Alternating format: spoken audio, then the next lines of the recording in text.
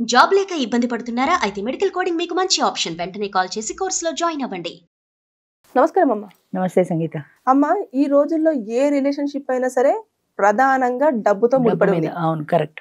అంటే నిజమైన ఎమోషన్స్ ఎక్కడ కనిపించట్లేదు. డబ్బు ఉందా, ఓకే ఫైన్, నాకు ఆ పర్సన్ కావాలి. డబ్బు లేదా, నాకు ఆ పర్సన్ తో పని లేదు అని అంటున్నారు. అసలు దీన్ని మనం ఏ విధంగా చూసుకోవచ్చు అంటారు? నాకు మొన్న ఒక అబ్బాయి దగ్గర నుంచి ఫోన్ వచ్చింది తోడు నీడ గురించి. ఆ అబ్బాయి చేసే పని ఏంటంటే, వాడు ఉద్యోగం, నీకు ఆదాయం ఏముంది అంటే నెలకి 5,000 వస్తుంది అన్నాడు. 5,000లో నీకే సరిపోదు, నీ భార్యకి ఏం పెడతావా అంటే మాక్సిమం 10,000 వేసుకోండి అన్నాడు. ఏం పని చేస్తావన్నా, ప్లాస్టిక్ సామాన్ల బండి నడుపుతాడు వాడు. వాడికి కూడా తోడు కావాలి, నిజమే, కాదని అనలేము. కానీ వాడిని ఎవరైనా పెళ్లి చేసుకుంటారా? ఎవరు చేసుకోరని నా మనసు నాకు చెప్తోంది. 30,000 అంటే ముఖం చూడాలి. ఆటో వాడు సంపాదిస్తున్నాడు ఈ రోజుల్లో 30,000 సంపాదన అంటుంటే, 5,000 సంపాదించేవాడిని ఎవరు చేసుకుంటారు? వాళ్ళలాంటి లేబర్ ఎవరైనా గోచి బస్సు నీ వెనకాల బండి దోసుకుంటూ, అది కూడా ప్లాస్టిక్ సామాన్లు అమ్మేది లాంటిది కావాలి. కానీ ఎవరు రావట్లేదు ఈ రోజుల్లో. అందరూ అంతో ఇంతో చదువుకున్న వాళ్ళే వస్తున్నారు. ఒకప్పుడు తోడు నీడకి పేదవాళ్ళు కూడా వచ్చేవారు, లేబర్ వచ్చేవారు, పని మనుషులు లాంటి వాళ్ళు కూడా వచ్చేవారు. వాళ్ళకి ఫ్రీ ఉండేది, వాళ్ళ దగ్గర డబ్బులు తీసుకునే వాళ్ళం కాదు, ఫ్రీ భోజనం ఉండేది వాళ్ళకి. ఛాన్స్ అదే 500 కట్టకర్ల వాళ్ళు కూడా 2-3 సార్లు వచ్చి రావడం మానేశారు. ఎందుకంటే వాళ్ళు ఈ గిన్నెలు తోముతూనే బతకాలనుకోవట్లే. ఇప్పుడు వీడు బండివాడు ఉన్నాడు, వీడిని చేసుకోవచ్చు, వీడిని చేసుకోదు. అది దానికి కూడా ఊహల్లో ఎక్కడో ఉంటుంది. నన్ను కూడా కార్లలో తిప్పేవాడు కావాలి అని. కానీ కార్లలో తిప్పేవాడు అంటే వాడికి కొన్ని క్వాలిటీస్ ఉండాలి. ఈ అమ్మాయికి నువ్వు చదువుకొని ఉండాలి, నువ్వు మోడర్న్గా ఉండాలి, నువ్వు ఏమీ లేవు కదా, నేను ఎలా చేసుకుంటాడు వాడు అన్న ఆ భావం లేదు. నాకు డబ్బున్నవాడు కావాలంతే. నేను ఇంకా ఇప్పుడు 50 ఏళ్ళు వచ్చి ఇప్పుడు కూడా ఇంకా గిన్నెలు తోముకుంటే ఎట్లా బతుకుతాను? ఇప్పటికైనా నేను రెస్ట్ తీసుకోవాలనుకుంటున్నా. అదొకటే వాళ్ళ మైండ్ సెట్. కాబట్టి డబ్బును వాడైతే నేను హ్యాపీగా రెస్ట్ తీసుకుంటాను. నాకు కూడా బోల్డ్ కోరికలు ఉన్నాయి. సినిమాలకు వెళ్ళాలి, సరదాలకు వెళ్ళాలి, ఈ సరదాలు తీర్చేవాడు కావాలి. అంచేత 2-3 ఏళ్ళు వచ్చిన తర్వాత వాళ్ళు మానేశారు స్లోగా. అసలు ఇప్పుడు మా దగ్గరికి వచ్చే వాళ్ళు అందరూ చదువుకున్న వాళ్ళు తప్ప మినిమం 10th క్లాస్ లోపల ఎవరు లేరు. 10th క్లాస్ ఉన్న వాళ్ళు ఎవరు ఈ బండి వాడిని చేసుకోరు. నేను వాడికి ఏమని చెప్పను? వాడికి తోడు అవసరమైన మనం కాదని అనలేని అంశం అది. బాబు నిన్నెవరు చేసుకోరు, కాదు వస్తానంటే నీ ఇష్టం, నువ్వు 1000 రూపాయలు కట్టుకోవాలి, ఛార్జీలు పెట్టుకురావాలి. 5,000లో ఇదంతా నీకు శక్తికి మించింది, అంచేత నువ్వు రావడం వల్ల నీకు ప్రయోజనం ఉండదు.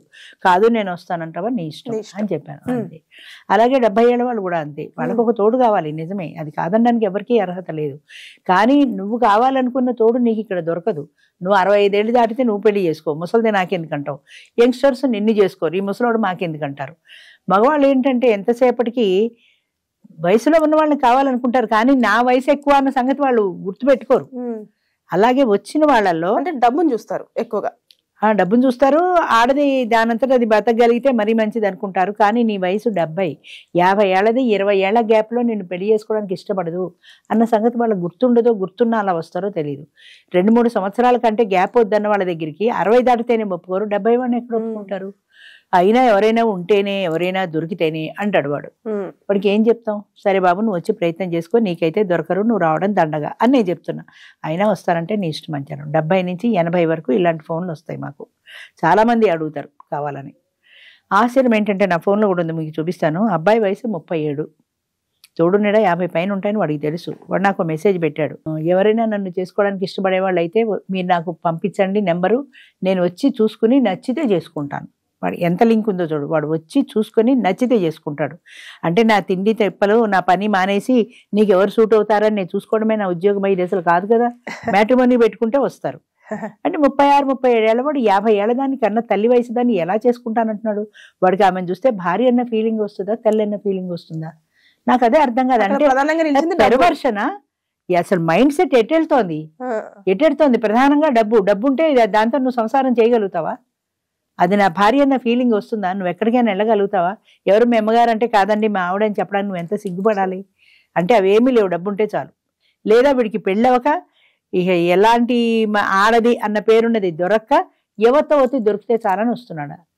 ఎంత పెర్వర్టెడ్ అయిపోతున్నారో మనుషులు. ఒక్కొక్కసారి బాధేస్తుంది నాకు అలాంటి వాళ్ళని చూస్తే. ఇది పెళ్లి వరకు తీసేసుకుంటే ఇప్పుడు మళ్ళీ పిల్లల విషయంలో కూడా తల్లిదండ్రులు ఆస్తి ఉంటేనే చూసుకుంటున్నారు కదమ్మా. అంతే కదా, ఆస్తి డబ్బు ప్రధానం. డబ్బు ఉంటేనే ఏదైనా.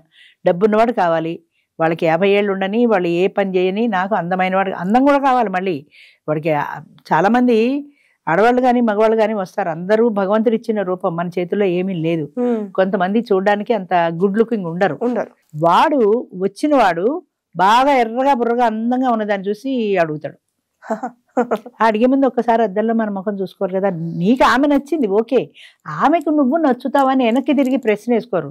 పెద్ద ప్రాబ్లం ఎక్కడొస్తుందంటే ఒక ప్రశ్న అటే పడుతుంది కానీ అట్నుంచి తిరిగి అవతల వాళ్ళ వైపు నుంచి మనం ఆలోచించాం.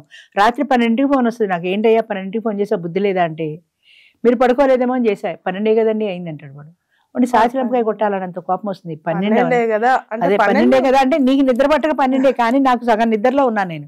లేపి పైగా ఏమండి వాడు అడుగుతున్నాడు 10కి ఫోన్ చేశాడు నాకు, ఏమండి ఇది ఏ ఊరండి వాడు అడిగిన ప్రశ్న అది, ఏమండి ఇది ఏ ఊరండి. మొన్నాడు ఫోన్ చేసి తిట్టాను, బుద్ధి ఉందా బుద్ధి లేదా, రాత్రి 10ంటికి పడుకున్నా. అసలు ఆడవాళ్ళకి ఆ టైంలో ఫోన్ చేయొచ్చా, రేపు పొద్దున అడిగితే ఏదైనా హార్ట్ అటాక్ లాంటి సీనియర్ ప్రాబ్లమ్ సిన్సియర్ కాదు కదా. ఇది ఆడవాళ్ళ ఫోన్ నెంబర్ నాకు తెలియదు కదండి, ఫోన్ నెంబరే కదా ఉంటుంది. పోనీ మగవాడికే అనుకో, మగవాడికైనా రాత్రి 10ంటికి ఫోన్ చేసి అవసరమా, తెల్లారి ఫోన్ చేయొచ్చు కదా. అంటే నాకు ఈ నెంబర్ ఎవరో ఇచ్చారండి, అందుకని ఎవరో ఇస్తే రాత్రి ఫోన్. అంటే అసలు ప్రపంచ జ్ఞానం శూన్యం మనుషులకు. నాకు ఫోన్ నెంబర్ వచ్చింది, నేను ఫోన్ చేశా అంతే, అంతేగాని ఈ టైంలో చేయకూడదు అన్న పరిజ్ఞానం లేదు. అలాగే ఈ విషయంలో కూడా అంతే, నాకు నచ్చింది కాబట్టి నేను అడిగా, నచ్చపోతే మానేమానండి, వద్దని చెప్పానండి. వద్దని డబ్బులు ఉన్నాయి, నీ మేలిగో హర్ట్ అవదా, ఆవిడ నువ్వు నచ్చలేదు నాకు వద్దని నీ ముఖం మీద చెప్తే నీ మేలిగో హర్ట్ అవదా. అంచేత ఆడవాళ్ళు కూడా వాళ్ళు లేవరు, వాడి నెంబర్ చదివి ఈ టోకెన్ నెంబర్ ఎవరు లేవనమ్మా అంటే వాడిని చూడగానే వాళ్ళు ఎవరు రావటం లేదండి, ఎవరు రావటం లేదండి అంటాడు. అద్దంలో నీ ముఖం ఒకసారి చూసుకో. అచ్చా అలా కూడా జరుగుతుందా? బోలుడు అలాగా. ఎవరో ఇలాగే ఎవడో అంటే ఒక అమ్మాయిని చూపించా, ఈ అమ్మాయిని చేసుకో, ఈ అమ్మాయి రెడీ నేను చేసుకోవడానికి. వద్దండి వద్దండి అన్నప్పుడు నీకు అందమైంది కావాలి, దానికి కూడా అందమైన వాడే కావాలన్న ఆలోచన నీకెందుకు రాదు, అది ఆలోచించుకోవాలి కదా. అది లేదు. కొంతమంది డబ్బున్న వాళ్ళే కాదు, మిడిల్ క్లాస్ వాళ్ళు కూడా ఉంటారు. అందరూ ఎర్రగా బుర్రగా ఉన్న వాడి దగ్గర ఇంత పెద్ద క్యూ ఉంటుంది, ఇంత పెద్ద టోకెన్లు ఇస్తారు ఈమె నాకు కావాలి అని. యావరేజ్ గా ఉన్న వాడి దగ్గర ఒక్క టోకెన్ ఉండదు, ఒక్కళ్ళు అడగరా. అంటే రెండు చూస్తారమ్మా, అందంతో పాటు డబ్బు రెండు చూస్తారు. అందం ప్రధానం, దాని తర్వాత ఆమె ఉద్యోగమో డబ్బో ఉంటే ఇంకా మంచిది, అది సెకండ్ అనుకో. ముందు ఫస్ట్ అందం ప్రధానం. నువ్వు కూర్చొని లేవలేవు, నీకు 65 ఏళ్ళు 70 ఏళ్ళు వస్తున్నాయి, ఈ అందగత్తం చేసుకొని నువ్వేం చేస్తావు, అది ఎక్కడో దుకాణం పెడుతుంది, నీ ఇంట్లో మనశ్శాంతి లేకుండా పోతుంది కదా. అంటే ఎర్రగా బుర్రగా ఉండాలి, అందంగా ఉండాలి, అందంగా ఉండాలి. ప్రతి వాళ్ళు అడిగేది ఇదే, అందంగా ఉండాలి. తప్పని నేను అంటే అందమైన భార్య కావాలని ప్రతి ఒక్కరికి ఉంటుంది, అందమైన భర్త కావాలని ప్రతి ఒక్కరికి ఉంటుంది, సహజం అది. కానీ దానికి ముందు మన స్థాయి చూసుకోవాలి కదా. నాకు ఒక ఫ్రెండ్ ఉంది, ఆవిడ ఏమడిగిందంటే, నాకు నా భర్త చనిపోయాడు, నాకు తోడు కావాలి. అమ్మ తోడు నేను ఇచ్చేది కాదు, మీటింగ్కి రండి, మీటింగ్లో చూసుకోండి. నాకు దామోదరరావు గారు లాంటి వాళ్ళు, దామోదరరావు అంటే మా భర్త, దామోదరరావు గారు లాంటి వాళ్ళు కావాలి. ఆయనే ఎందుకు అడుగుతున్నావు, ఆయన లాంటి వాళ్ళు ఎందుకు అడుగుతున్నావు, ఆయన మిమ్మల్ని టూర్లు అవి తిప్పుతారు కదా. నేను దామోదరరావు గారు లాంటి వాళ్ళు ఎందుకు, దామోదరరావు గారే ఉన్నారు నాతో పాటు కారులో వచ్చే ఇంటికి, నిన్ను పరిచయం చేస్తాను. ఆయన ఓకే అంటే అదే క్షణంలో నేను వెళ్ళిపోతాను, నిన్న ఆయన ఓకే అంటే నేను వెళ్ళిపోతాను. అయితే ఆయనకి కొన్ని క్వాలిటీస్ ఉన్నాయి, అంటే ఆయన కోరుకున్న వ్యక్తికి కొన్ని క్వాలిటీస్ కావాలి. బాగా పొడుగ్గా ఉండాలి, నువ్వు 5 అడుగులు ఉన్నావు, ఆయన మెడలో దండ వేయాలంటే స్టూల్ వేసుకుంటే గానీ అందరు ఆయన. 2 బాగా చదువుకున్నది కావాలి, నేను MA MD చదివాను, నువ్వు 10th క్లాస్. ఆయన చదువుకున్నది కావాలనుకున్నప్పుడు 10th క్లాస్ దాన్ని ఎలా చేసుకుంటాడు. అనర్గళంగా మాట్లాడగలగాలి, నేను అనర్గళంగా ఏ టాపిక్ అయినా మాట్లాడతాను, ఇదే కాదు ఏదైనా మాట్లాడతాను. నాకు మాట్లాడమంటే భయం అండి.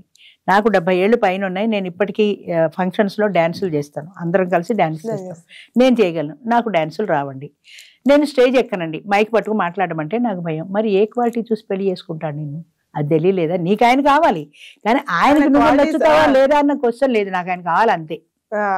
ఏమవుతుంది, అర్థమైపోయింది, రాలేదనుకో. అసలు వస్తే ఆయన ఒప్పుకుంటాడా అంటే ఆయనకి నచ్చిన క్వాలిటీస్ నాలో ఏమున్నాయి అని ఒక్కసారి వెనక్కి తిరిగి ప్రశ్న వేసుకోవాలి కదా. అది ఉండదు, నాకు ఆయన నచ్చాడు బస్ అంతే. అంటే అవతల వ్యక్తి గురించి ఆలోచించే ఒక సంస్కారం లేదు మనుషుల్లో. ఇది ఒక చిన్న ఎగ్జాంపులే కానీ ప్రతి వాళ్ళు రాత్రి 10ంటికి 12ంటికి ఫోన్ చేసేవాడైనా అంతే, అందరూ అంతే అదే పరిస్థితి. రిలేషన్షిప్లు అన్నీ కూడా డబ్బుతోటే ముడిపడున్నాయి, అందులో ఎలాంటి అబద్ధమో లేదు.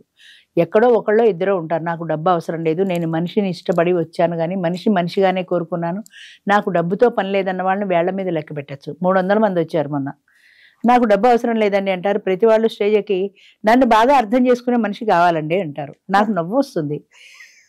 నిన్ను అర్థం చేసుకునే మనిషి కావాలి, నువ్వు ఆయన ఎంతవరకు అర్థం చేసుకుంటావు, అది లేదా. ఆయన నన్ను అర్థం చేసుకోవాలనే కానీ నువ్వు తిరిగి ఆయన అర్థం చేసుకోగలవా, అది లేదు. నన్ను అర్థం చేసుకునే మనిషి అంటే ఇవాళ సినిమా అంటే సినిమాకి తీసుకెళ్ళకపోతే వాడు అర్థం చేసుకున్నట్టే. సింపుల్గా ఈ ఒక్కటి చాలు, ఈ ఒక్క ప్రశ్న చెప్పారంటే దానికి ఎవడూ రాడు, ఎలా వస్తాడు. నన్ను అర్థం చేసుకునే మనిషి కావాలి, నన్ను బాగా అర్థం చేసుకుంటే చాలండి అంటారు. ఇక్కడ నా దగ్గర స్టేజ్ మీద చెప్పినప్పుడు అక్కడికి వెళ్ళాక నీకేమొస్తుంది, నీకు ఎంత ఉంది, మాకు ఒక బ్యాంకులో పనిచేసే ఆమెకు ఆమె ఉంది మెంబరు, ఎవరో అడిగితే ఆమె చెప్పాను, ఆయన ఆఫీసర్ అన్ని మాట్లాడదామంది. మొన్నాడు ఆఫీస్కి వెళ్ళాడు. ఆవిడ 3 ప్రశ్నలు వేసింది. ఒకటి, నీ ఆస్తి ఎంత, ఓకే, అది నీ ఒక్కడికైనా అందులో వాటాలు ఏమన్నా ఉన్నాయా, ఒకవేళ అంటే పిల్లలకి ఏమైనా షేర్ ఉందా, ఒకవేళ వాటాలు పోతే ఆ ఆస్తి వాల్యూ ఎంత, నీ వాటాకు వచ్చే ఆస్తి వాల్యూ ఎంత, ఈ 3 ప్రశ్నలు అడిగింది. ఇంకా ఆయన ఇంకా జవాబు చెప్పాలా, వచ్చేసాడు. నువ్వు ఉన్నావా, తిన్నావా, నీ పరిస్థితి ఏంటి అని నా మంచి చెడ్డలు ఏమి అడగలేదు ఆమె. ఆస్తి నాకెందుకమ్మా అని వదిలేశాడు అంతే. అలాగా డబ్బు కోసం చేసుకునే వాళ్ళు చాలా మంది ఉన్నారు. మన వంక పెట్టడం కాదు, కానీ డబ్బు ప్రధానం. మనకే 50-60 ఏళ్ళు వచ్చే ఎన్నాళ్ళు బతికి చేస్తాము.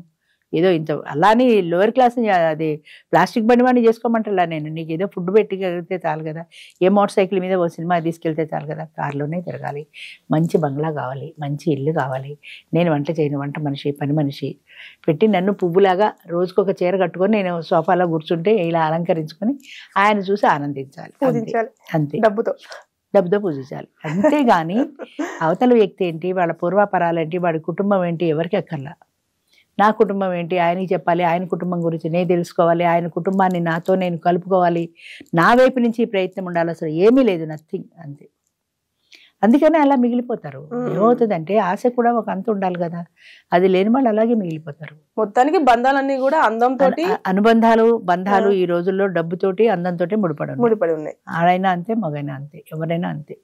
చెప్తే కష్టంగా ఉంటుంది వినడానికి, కానీ but it is a fact, నిజం ఇది.